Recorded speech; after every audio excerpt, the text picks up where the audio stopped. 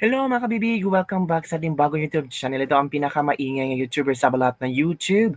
Ako si Kabibig, maglabak-labak na daw with evidence. Ako nagpanik. May nagpanik sa Senate hearing sa araw na ito. Sa sesyon ng Senado. May nagpanik kasi nawala ang script. Binutata kasi ni Senator Marcoleta. Hindi na niya alam kung ano isasagot.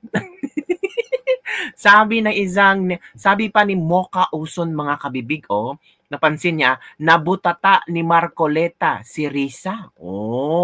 Sabi pa ni Kifichu, I saw panic on Risa's face when Marcoleta started grilling her about the difference between unanimous and en banc decisions. And then, if the cases she stated were declared void ab initio. Nagpanik talaga. Uy, grabe naman kayo. Wag naman po kayong ganyan kay sino dito? Senator Risa Hontiveros, lumabas daw ang wrinkles. So, grabe naman. Lalo na if you're here sa gallery, you would seen her spinning to the sides to confer. Humihingi ng tulong. Kasi sila Crisette Laureta Cho at ibang mga vloggers ay pumunta naimbitahan sa Senate hearing. Ito pa ang, oops, looks like Risa didn't see that one coming. Big need a friend. Energy right there. Wala kasing alam, just receiving what was given to her by her staff. Intelligence versus phone screenshot sent. True, daghang palusot kasi hindi niya alam at hindi niya napaghandaan ang tanong ni Senator Marcoleta. She thought she could outsmart or even surprise a renewed litigation lawyer of her prepared and scripted manifestation. Bobo talaga. Di siya na ang na-embarrassed. Tingnan mo kabibig ha. Yan ang mga reaction ng mga netizen after nilang napanood si Risa. Akala kasi ni Risa kaya niya si Marcoleta nataranta tuloy siya. Nataranta siya sa tanong ni Marcoleta. Ito manood tayo sa video ni Senator Risa Hontiveros na ginisa. Parang wag kasing masyadong, alam mo na, di ba?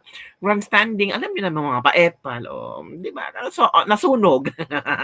Nasunog ang sinaing. Hilaw pa nga ang impeachment, sabi ni Marcoleta. Itong si Risa, gusto talagang alam ko ito. Merong ganito, ganyan. Di ba?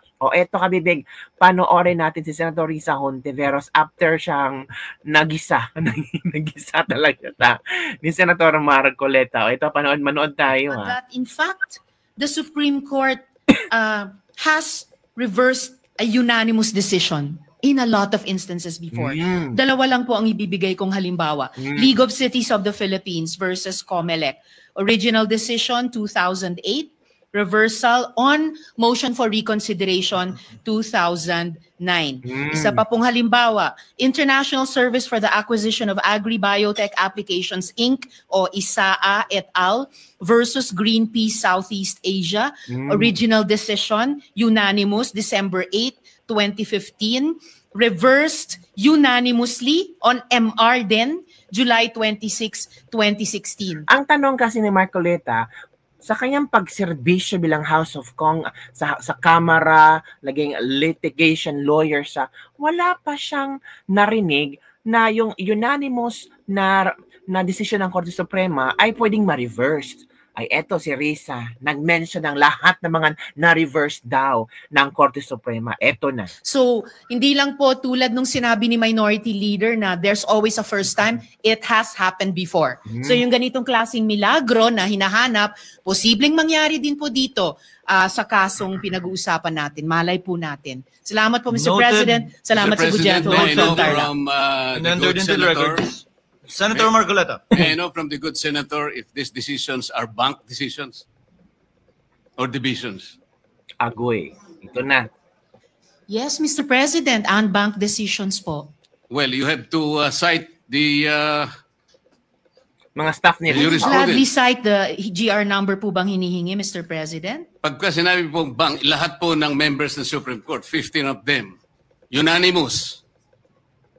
Agoy. Kasi po, baka division lang yan. 5 lang yun.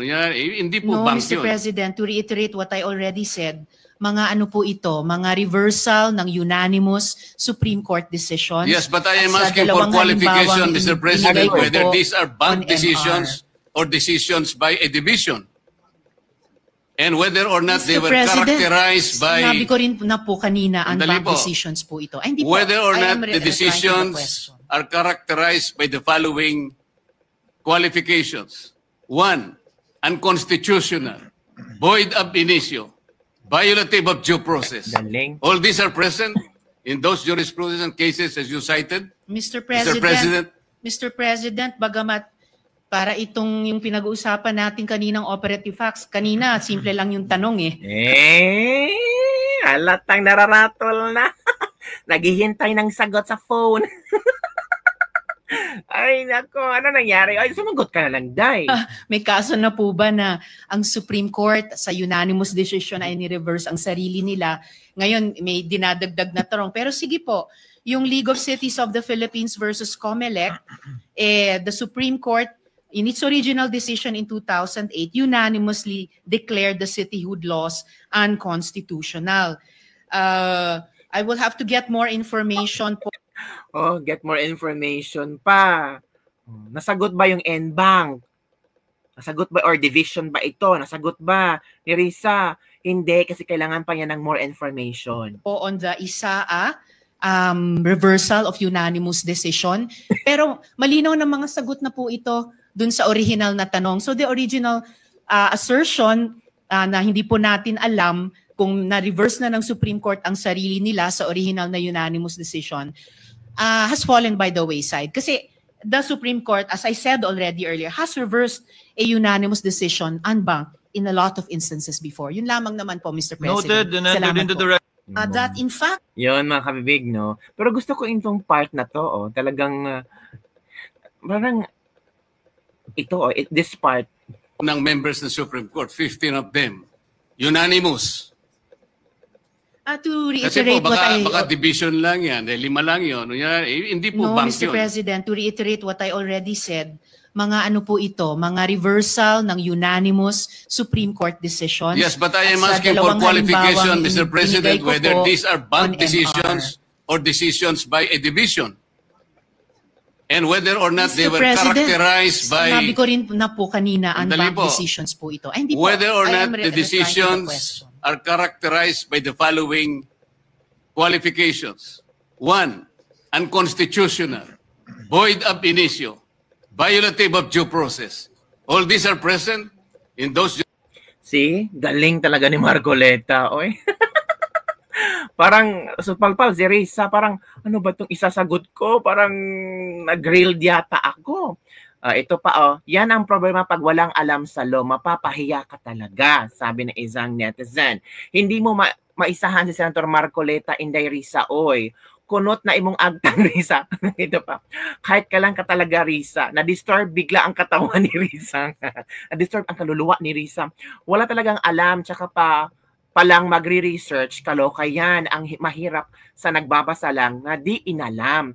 Akala mo kung sino kang magaling, ibinabasa mo lang naman yung mga sinasabi mo. Si Marcoleta ang handa-handa yan. Alam niya kung ano ang kanyang pinagsasabi dyan. May pa mo relax na lang kaday, nangunot ng imong mga agtang. Wala nang problema kung mangunot yung mga agtang ni Risa Hontiveros, di ba? Cut na naman sinabi ng pagdirin na yung N-Bank decision na paghalataang hindi talaga niya alam. Salot sa'yo, Sir Talino Marcoleta, napahiya mo si Risa. Yan lang ang mahirap pag nagmamagaling at nagaling-galingan. Talagang mahalata talaga na walang galing talaga. Ma-research naman sa Google nito kung N-Bank ba o decision ang reverse. Ay, nako, pinagtatawanan si Risa Hontiveros. Ito pa ang mga komento nila, oh.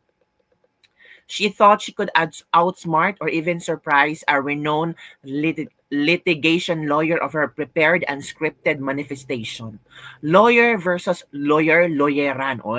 Her ghostwriter her ghostwriter didn't see that coming. Uy, grabe naman kayo, mga ano to, hindi to ghostwriter po. Ito po yung mga tawag dito, mga nagtatrabaho kay Senator Risa Hontiveros. Ang Senator Risa Hontiveros is just answering sa kung ano ang kanilang na-research at nalaman. Wala namang masama doon. Kayo talaga, ha? It's like doing a thesis defense of something you did not do for yourself. Nga talaga. Uy, guilt is personal moment to. Kami naman kayo. Nag-log yung utak kasi wala yung bumubulong sa likod. Uy, grabe naman kayo. Huwag kayong ganyan ka Senator Risa Hontiveros. I wonder if she understands. Wala, grabe naman. Grabe ang mga netizen, no? Grabe si Madam Chair. Parang taranta. Nagpanik tuloy ang mukha. Uy, natatawa ako. Wala na yung taga-coach niya sa likod. Nagdala na ng phone na may power bank. Text na lang siguro sila. Uy, maawa kayo kay Risa, konti pa. Ang hirap kasi malayo sa puppet mask. Uy, wag kayong ganyan, ha. Ito. Ito pa. Baka wala sa kodigo niya yung sagot.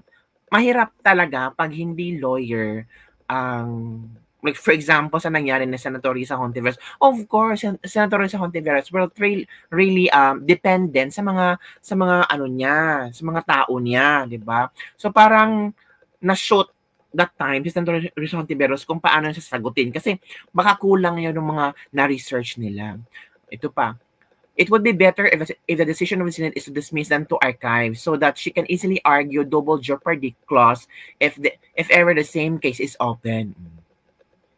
ChatGPT is missing. Where is Google? Now, Senator RM is a nightmare in all coming Senate hearing. Good job, Senator Marcoleta. Senator Marcoleta is the male version of late Senator Miranda Santiago. Tama at hindi sayang ang boto ko. Oh, yun mga kabibig, yun ang nangyari kanina.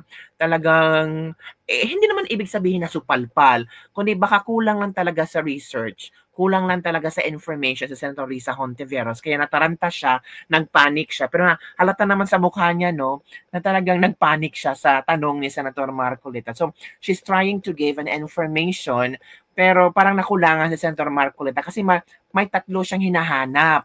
O en bank ba ito or sa division? Kasi pag en bank, unconstitutional.